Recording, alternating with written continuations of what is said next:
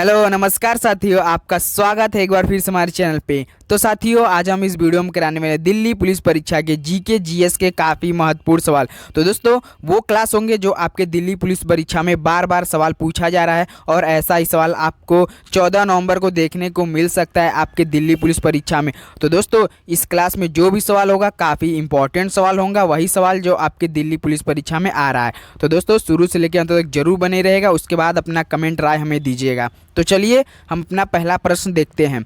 तो देखिए, प्रश्न पहला है, गंगा के मैदान में मानव बस्ती का प्राचीनतम अवशेष कहाँ मिलता है।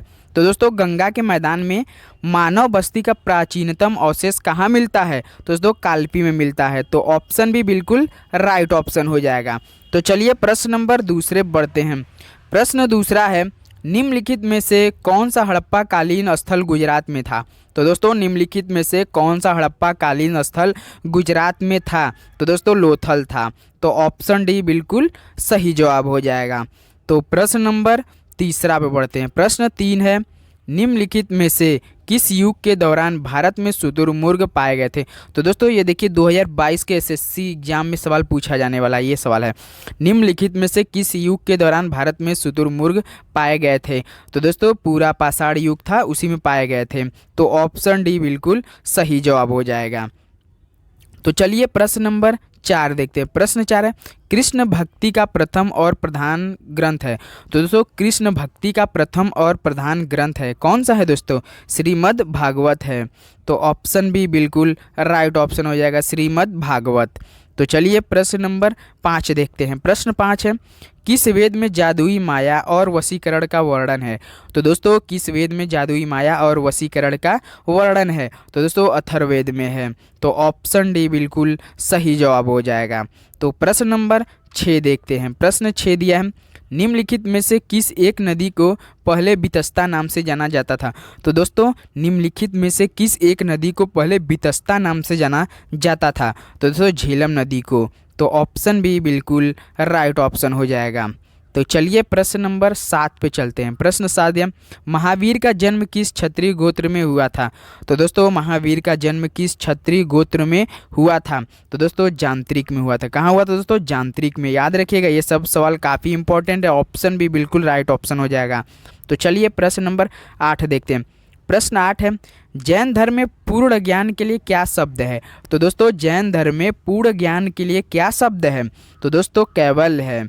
तो याद रखिएगा, जैन धर्म बुद्ध धर्म में ऐसे सवाल आते हैं, छोटे छोटे सवाल लेकिन काफ़ी इंपॉर्टेंट सवाल रहते हैं। तो कैवल्य है पूर्ण ज्ञान के लिए। जैन धर्म में जो शब्द है ना दोस्तों, पूर्ण ज्ञान के लिए कैवल्य है। तो ऑप्शन से बिल्कुल सही जवाब हो जाएगा। तो चलिए प्रश्न नंबर 9 देखते हैं। प्रश्न 9 दिया, निम्नलिखित में से किस नगर में प्रथम बौद्ध संगति सभा आयोजित की गई थी। तो दोस्तों, निम्नलिखित में से किस नगर में प्रथम बौद्ध संगति सभा आयोजित की गई थी। तो दोस्तों, राजगिरी में की गई थी।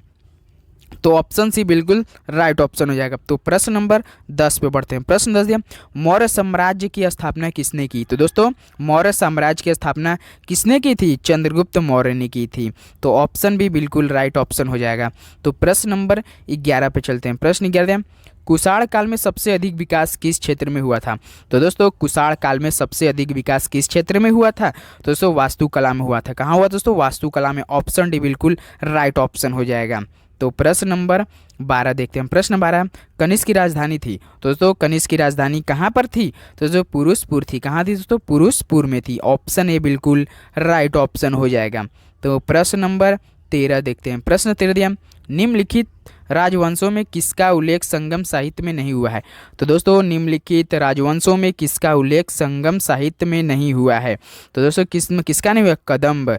तो याद रखिए, कदम्ब। ऑप्शन ए बिल्कुल राइट ऑप्शन हो जाएगा। तो चलिए प्रश्न नंबर 14 देखते हैं। प्रश्न 14, नालंदा विश्वविद्यालय की स्थापना का युग है। तो दोस्तों, नालंदा विश्वविद्यालय की स्थापना का युग क्या है, किसका था। तो दोस्तों, गुप्त था। तो ऑप्शन सी बिल्कुल राइट ऑप्शन हो जाएगा। तो चलिए प्रश्न नंबर 15 देखते हैं। प्रश्न 15, हर्षचरित किसके द्वारा लिखी गई थी। तो दोस्तों, हर्षचरित किसके द्वारा लिखी गई थी। तो दोस्तों, आपके बाणभट्ट द्वारा लिखी गई थी। तो ऑप्शन भी बिल्कुल राइट ऑप्शन हो जाएगा। तो प्रश्न नंबर 16, विजय स्तंभ कहाँ स्थित है। तो दोस्तों, विजय स्तंभ कहाँ पर स्थित है, ये चित्तौड़गढ़ में है। चित्तौड़गढ़ में कहाँ है तो विजय स्तंभ, चित्तौड़गढ़। तो ऑप्शन सी बिल्कुल राइट ऑप्शन हो जाएगा। तो चलिए प्रश्न नंबर 17 बढ़ते हैं। प्रश्न 17 दिया है, मोटेरा का सूर्य मंदिर किस राज्य में स्थित है? तो दोस्तों मोटेरा का सूर्य मंदिर किस राज्य में स्थित है? तो दोस्तों गुजरात में है। कहाँ है दोस्तों? गुजरात में।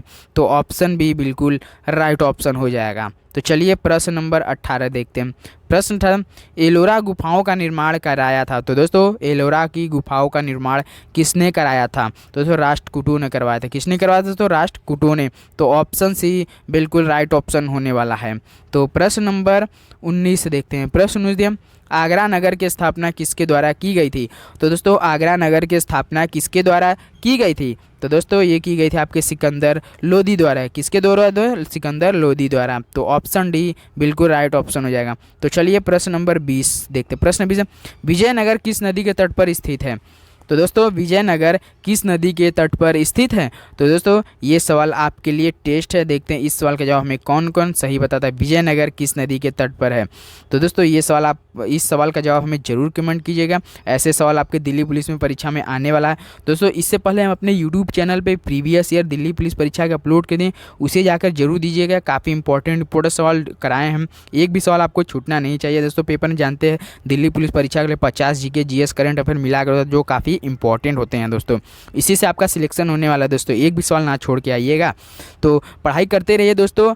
इससे कल से आपको शायद शुरू होगा जो 2021-22 में 21 में पेपर हुआ था दिल्ली पुलिस में, वो सवाल जो आपके सीधे परीक्षा में आने वाला ऐसे सवाल होंगे। तो एक बार चैनल को सब्सक्राइब जरूर कीजिए, इससे जब भी अपलोड करेंगे वीडियो आपके पास तुरंत नोटिफिकेशन जाएगा।